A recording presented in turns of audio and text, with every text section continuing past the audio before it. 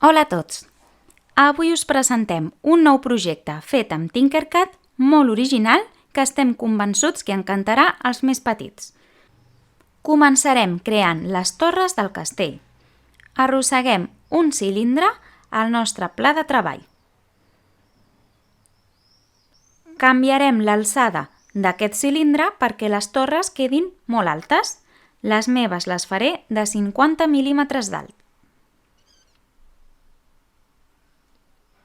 Ara buscarem la figura del con per poder fer la part superior de la nostra torre.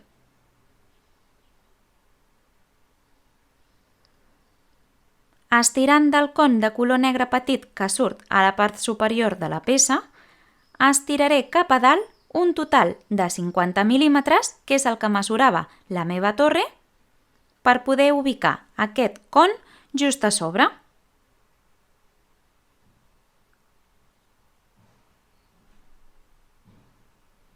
Recordeu que si ens equivoquem en qualsevol moment, podem fer clic a la fletxa negra per retrocedir. Amb ajuda de les fletxes del teclat, per evitar que sense voler amb el ratolí es deformin les peces, situarem el con just a sobre de la columna. Podem girar la càmera a poc per anar a assegurar-nos de que ens ha quedat perfectament col·locada.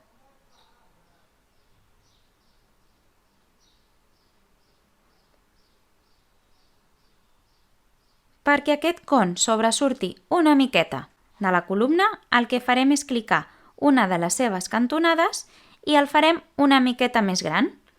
Jo faré que el meu cono mesuri 22 per 22 mil·límetres de la seva base.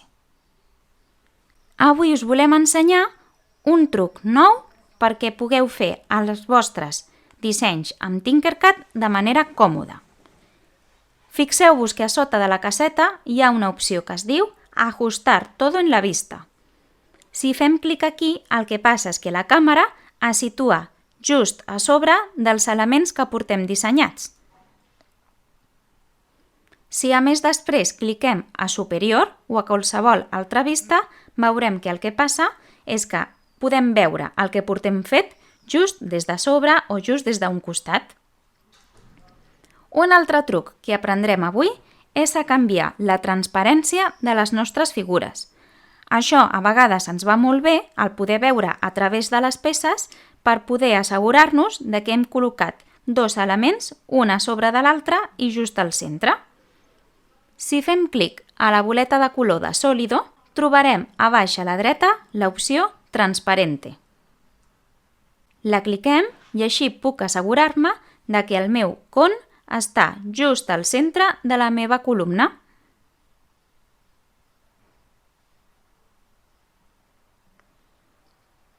Puc treure el tic de Transparente sempre que vulgui perquè torni a tenir el seu color original.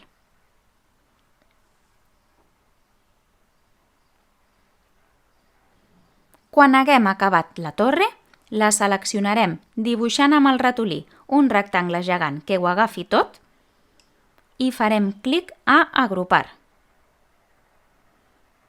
Perquè cada element conservi el seu color original, clicarem a sobre de Sólido i després a Multicolor.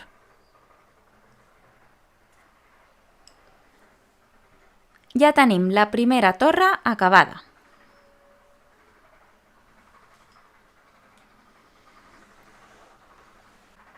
Si cliquem a sobre de la torre i li donem el botó Duplicar, que es troba al costat de la paperera, aconseguirem fer una còpia exacta de la torre que ja teníem feta.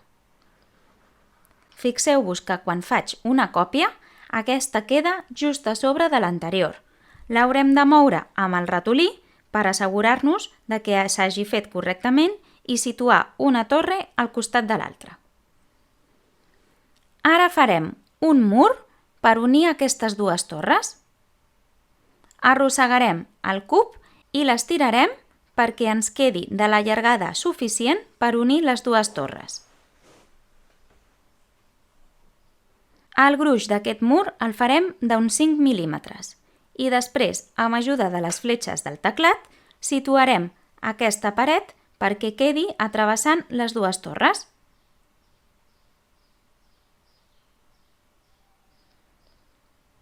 També li canviaré una mica l'alçada del meu mur per assegurar-me de que no entri cap intrús.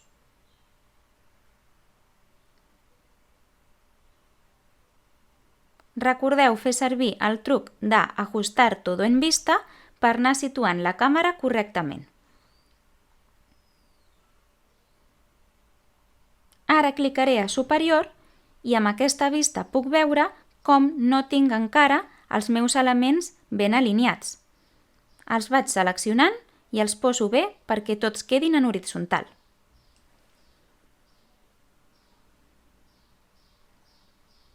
Aquest castell està quedant molt bé.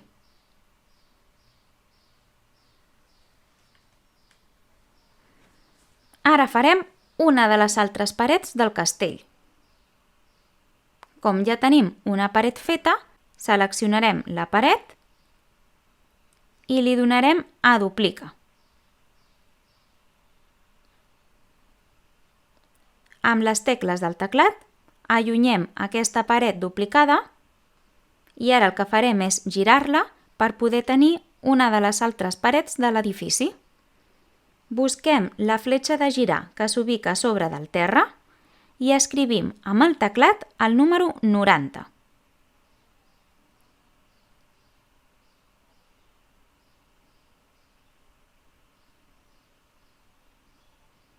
Ara podem moure aquesta paret perquè travessi una de les nostres torres i així ja tenir fet un dels altres costats.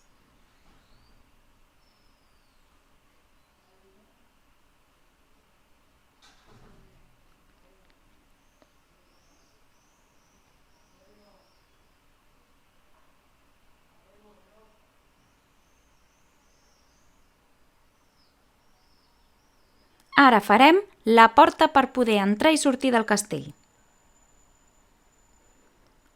Perquè tingui una forma més realista d'una porta, utilitzarem dos elements que combinarem entre ells per poder fer el forat de la porta. Arrosseguem el cub i també arrosseguem la peça techo curvo. Haurem de posar el techo curvo just a sobre del nostre cub. El seleccionem i l'aixequem del terra a una distància de 20 mil·límetres.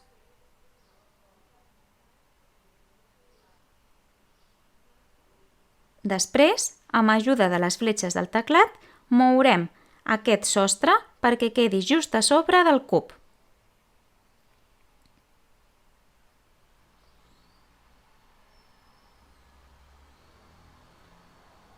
Ara el seleccionarem amb molt de compte, dibuixant un rectangle que només agafi el cub i el sostre i farem clic a agrupar. Com és un forat, també haurem de fer clic a hueco perquè quedi transparent i que després puguem fer el forat de la porta a la nostra paret.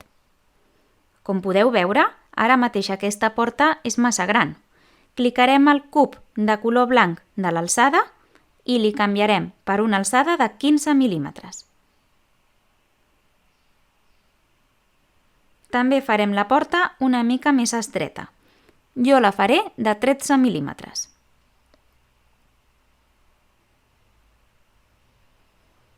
Posem la vista frontal i movem la porta amb les fletxes fins que ens assegurem de que ens ha quedat al centre. També hem d'aconseguir que aquesta porta foradada atravessi la paret perquè si no el forat no es farà correctament.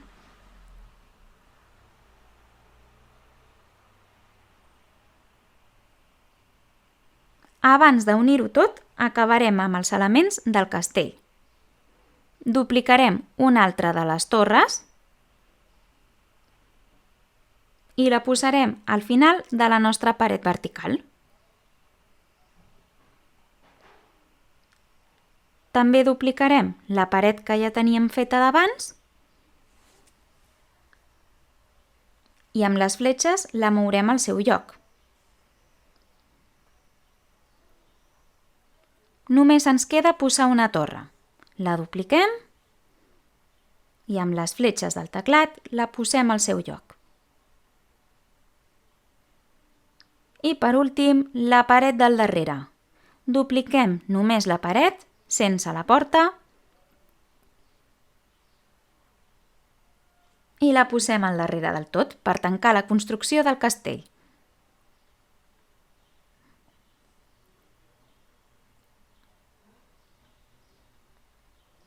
Ens ha quedat una fortificació ben xula i segura. Quan ja ho tinguem tot, ho seleccionem tot amb el truc de dibuixar un rectangle gegant en l'aire i fem clic a agrupar. I ja està, ja hem acabat el nostre castell. Esperem que us hagi agradat moltíssim i que l'hagueu personalitzat posant els vostres colors preferits. Recordeu que podeu canviar el nom del projecte fent clic al nom inventat que surt a Tinkercad a dalt a l'esquerra. Esperem veure-us la setmana que ve. Fins una altra!